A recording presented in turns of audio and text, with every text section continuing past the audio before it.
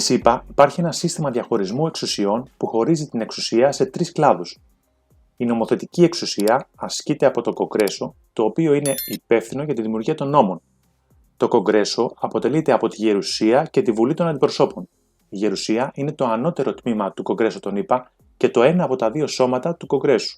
Σε αυτήν, κάθε πολιτεία των ΗΠΑ εκπροσωπείται από δύο γερουσιαστές, ανεξάρτητα από το μέγεθος ή τον πληθυσμό της πολιτείας. Για παράδειγμα, η Καλιφόρνια, η Ουάσιγκτον, το Wyoming, με τεράστια διαφορά στον πληθυσμό μεταξύ τους, εκλέγουν από δύο γερουσιαστές η κάθε μία. Αυτό γίνεται για να εξασφαλιστεί ότι κάθε πολιτεία έχει ίση εκπροσώπηση στο νομοθετικό σώμα, ανεξαρτήτως πληθυσμού. Οι γερουσιαστές εκλέγονται για θητεία 6 ετών και κάθε 2 χρόνια γίνεται εκλογή για το 1 τρίτο των θέσεων της γερουσίας, πράγμα που σημαίνει ότι οι έδρες δεν αλλάζουν όλες μαζί ταυτόχρονα. Ο εκάστοτε γερουσιαστής εκλέγεται με πλειοψηφικό σύστημα, δηλαδή όποιος λάβει τις περισσότερες ψήφους στις εκλογές που θα γίνουν στην πολιτεία του, κερδίζει την έδρα. Η γερουσία έχει σημαντικό ρόλο στην νομοθετική διαδικασία. Κάθε νομοσχέδιο που περνάει από τη Βουλή των Αντιπροσώπων πρέπει να περάσει και από τη γερουσία πριν φτάσει στον πρόεδρο για υπογραφή. Επιπλέον, η γερουσία έχει την εξουσία να εγκρίνει διεθνείς συνθήκες και να επικυρώνει τον διορισμό υψηλόβαθμων κυβερνητικών αξιωματούχων και δικαστών. Η Βουλή των Αντιπροσώπων είναι το άλλο σώμα του Κογκρέσου. Αποτελείται από 435 μέλη. Και εδώ, σε αντίθεση με τη γερουσία, οι θέσεις κατανέμονται με βάση τον πληθυσμό κάθε πολιτείας. Οπότε οι μεγαλύτερες πολιτείες έχουν περισσότερους αντιπροσώπους. Αυτό σημαίνει ότι η Καλιφόρνια, για παράδειγμα, έχει 53 θέσεις στη Βουλή των Αντιπροσώπων, ενώ το Wyoming έχει μόνο μία θέση. Οι αντιπρόσωποι στη Βουλή εκλέγονται για διετή θητεία. Κάθε πολιτεία χωρίζεται σε εκλογικές περιφέρειες και κάθε περιφέρεια εκλέγει έναν αντιπρόσωπο. Το σύστημα είναι και εδώ πλειοψηφικό. Ο νικητής σε κάθε περιφέρεια παίρνει την έδρα, με βάση το ποιος έχει τις περισσότερες ψήφους. Δεν υπάρχει αναλογική κατανομή των εδρών. Η Βουλή έχει την αρμοδιότητα να προτείνει νομοσχέδια για την οικονομική πολιτική και το φορολογικό σύστημα. Η βασική διαφορά μεταξύ των δύο αυτών σωμάτων είναι η εκπροσώπηση. Στη γερουσία, κάθε πολιτεία εκπροσωπείται εξίσου με δύο γερουσιαστές, ανεξαρτήτως πληθυσμού. Ενώ στη Βουλή των Αντιπροσώπων η εκπροσώπηση βασίζεται στον πληθυσμό της κάθε πολιτείας. Οπότε, πολιτείες με μεγαλύτερο πληθυσμό, όπως η Καλιφόρνια, έχουν περισσότερους αντιπροσώπους από πολιτείες με μικρότερο πληθυσμό. Το Κογκρέσο των ΗΠΑ είναι το σώμα που ψηφίζει τους νόμους της χώρας.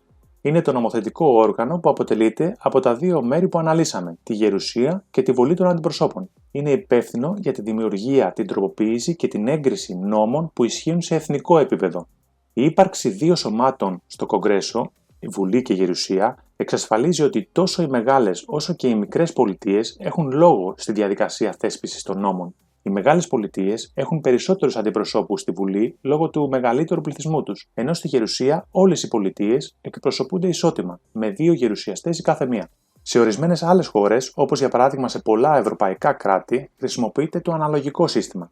Στο αναλογικό σύστημα, τα κόμματα κερδίζουν έδρες στη Βουλή ανάλογα με το ποσοστό των ψήφων που λαμβάνουν. Αν για παράδειγμα ένα κόμμα λάβει 40% των ψήφων σε μια χώρα, θα λάβει και περίπου 40% των εδρών στη Βουλή. Στη ΣΥΠΑ, ωστόσο, το σύστημα είναι πλειοψηφικό.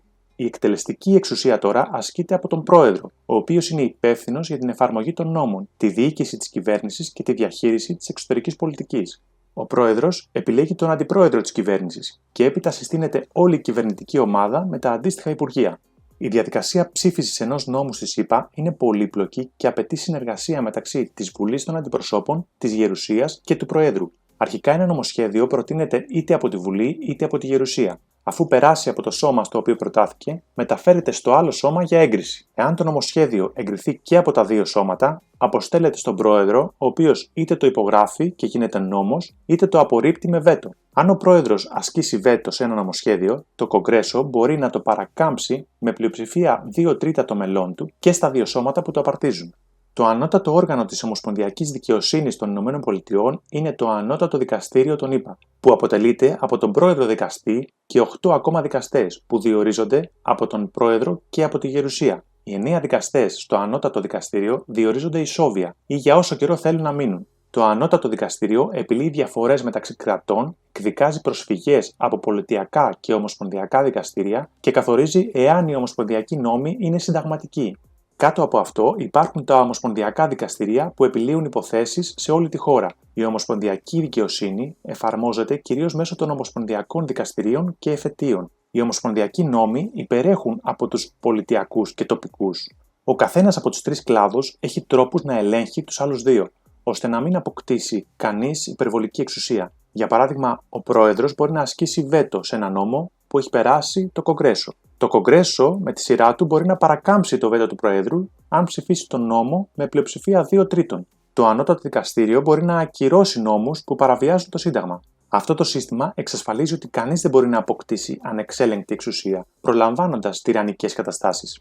Οι ΗΠΑ έχουν κυρίως δύο μεγάλα πολιτικά κόμματα, τους Δημοκρατικούς και τους Ρεπουμπλικάνους. Αυτό οφείλεται σε ένα συνδυασμό ιστορικών και δομικών παραγόντων. Το εκλογικό σύστημα ο νικητής τα παίρνει όλα, στο οποίο ο νικητής μιας πολιτείας κερδίζει όλους τους εκλέκτορες, όπως είδαμε, ευνοεί την κυριαρχία δύο κομμάτων. Σε αντίθεση με άλλα πολιτικά συστήματα, όπου τα μικρότερα κόμματα μπορούν να έχουν αντιπροσωπευτική παρουσία στο κοινοβούλιο μέσω ενός αναλογικού συστήματος, στις ΗΠΑ οι εκλογές οδηγούν συνήθως σε ένα από τα δύο μεγάλα κόμματα να κερδίζει τις εκλογές.